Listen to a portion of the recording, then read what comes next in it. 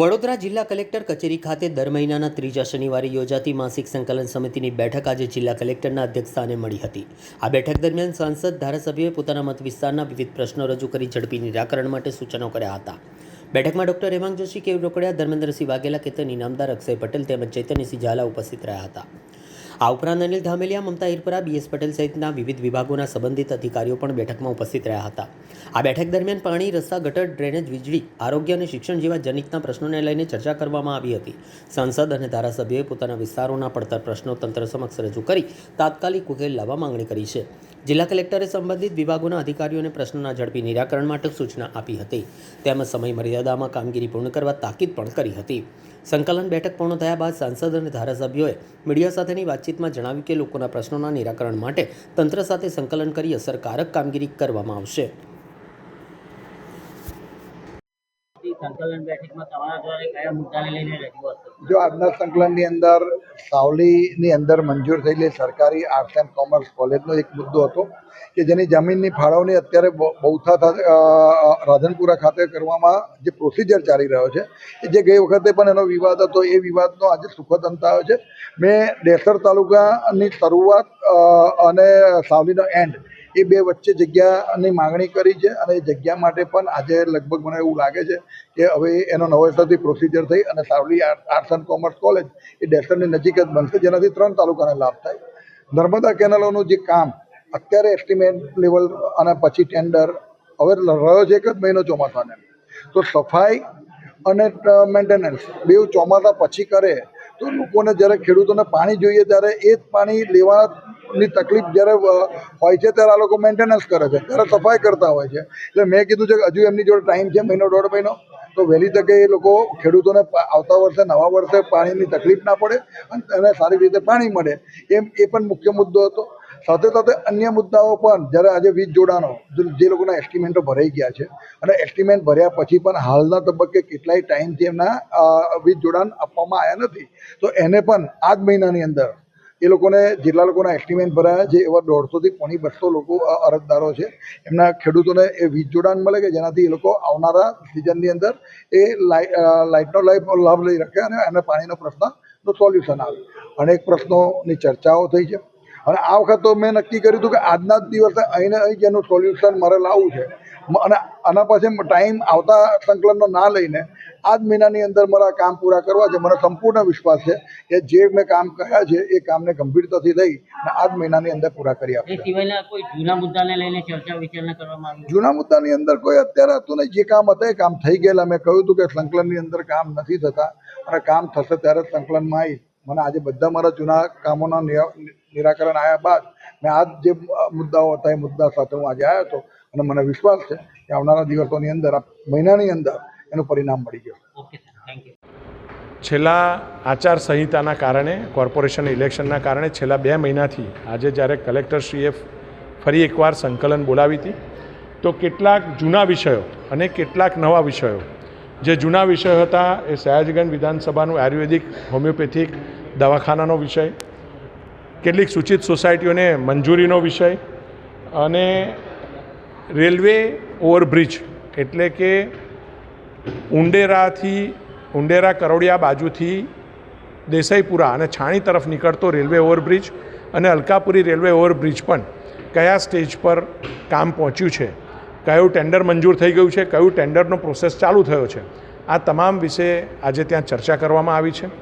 એના સિવાય કેટલાક નવા વિષયોની અંદર પણ હરિપુરા ગામ જે અલકાપુરીમાં આવ્યું છે, આ હરિપુરા ગામની અંદર કેટલાક લોકોના રાશન કાર્ડમાં રાશન મળતું બંધ થયું છે, તો એને સર્વે કરીને એના કારણો જણાવીને કેવી રીતે રાશન મળતું થાય સર્વો, એ વિષયની અંદર પણ આજે રજૂઆત કરવામાં આવી છે। લક્ષ્મીપુરા ડિવિઝન અને કોયલી ડિવિઝન, આ વિસ્તારો એ સયાજીગંજ વિધાનસભાની અંદર આવતા ગોરવા, લક્ષ્મીપુરા, અંકોડિયા બાજુના વિસ્તારોની અંદર આ ઉનાળાના સ્પેસિફિક સમયની અંદર જ્યારે લોડ ખૂબ વધારે હોય છે, એસી મોટા પ્રમાણે ચાલતા હોય છે, ત્યારે લાઇટ ટ્રિપિંગ, વાયરો બળવાની પણ ઘટનાઓ ધ્યાનમાં આવી છે। તો એની કેપેસિટી એન્હેન્સમેન્ટ, કેપેસિટી બિલ્ડિંગ કેવી રીતે કરી શકાય, લક્ષ્મીપુરા બાજુ નવું સબસ્ટેશન કેવી રીતે ઊભું તરત કરી શકાય ઝડપથી અને થોડા જ સમયની અંદર કાર્યરત બને, એ દિશાની અંદર પણ આજે ચર્ચા કરવામાં આવી છે।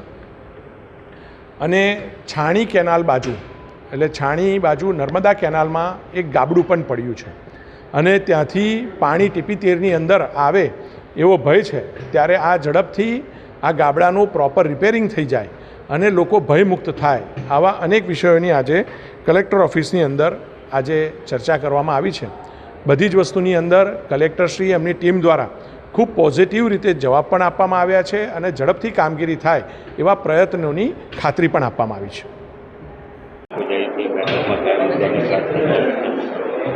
આજે સંકલનની અંદર અમારા દશરથ અને આજુબાજુના ગામના 88 જેટલા કામદારો કે જે લોકોને ઘણા સમયથી પગાર ચૂકવવામાં નથી આવતો, કોર્ટનો હુકમ હોવા છતાં આજે કલેક્ટરશ્રી અને લેબર કમિશનરને રજૂઆત કરી છે કે એ લોકોનો જે કંઈ પગાર બાકી છે એ વહેલામાં વહેલી તકે મધ્યસ્થી થઈ અને કામદારોને ચૂકવવામાં આવે. બાજવા ગામ ખાતે જર્જરિત ટાંકી હતી, ઉતારી લેવામાં આવી છે. હવે એને નવી બનાવવામાં વહેલી તકે કામગીરી કરવામાં આવે. બાજવાની અંદર જે કંઈ આંગણવાડી છે, 7 આંગણવાડી મંજૂર થયેલી છે, એની અંદર 4 આંગણવાડી છે, 3 ભાડાના મકાનમાં ચાલે છે. એ 3ને નવી માટે જગ્યા એલોટ કરી અને નવી બનાવવામાં આવે. દેવ સિંચાઈ કેનલના સંદર્ભમાં અગાઉ પણ મારા ધ્યાનમાં આવેલું હતું, અમારા કાર્યકર્તાઓની રજૂઆત હતી.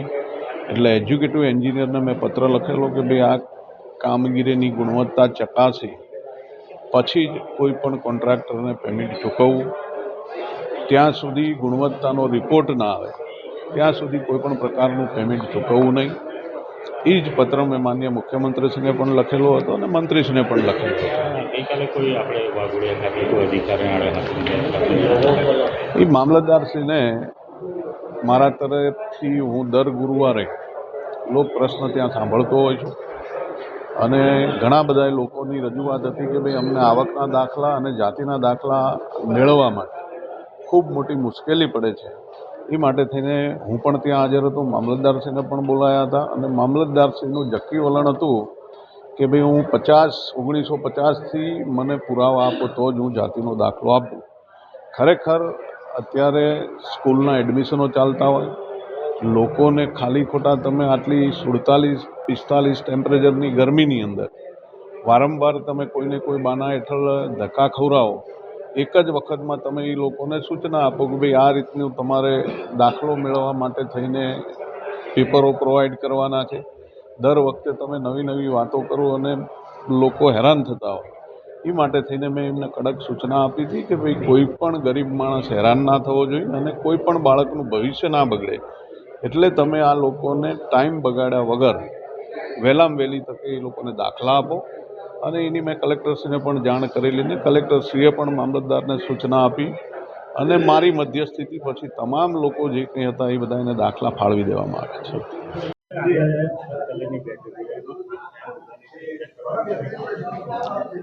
આજ રોજની સંકલન સમિતિની બેઠકમાં પાદરા જંબુસર 4 લેન રોડ બનીને તૈયાર થઈ ગયો છે, પરંતુ રોડની સાઈડ ઉપર વરસાદી કાંસ બનાવવાનો છે, જેની કામગીરી હજુ સુધી કરવામાં આવી નથી અને ચોમાસું નજીકમાં જ છે.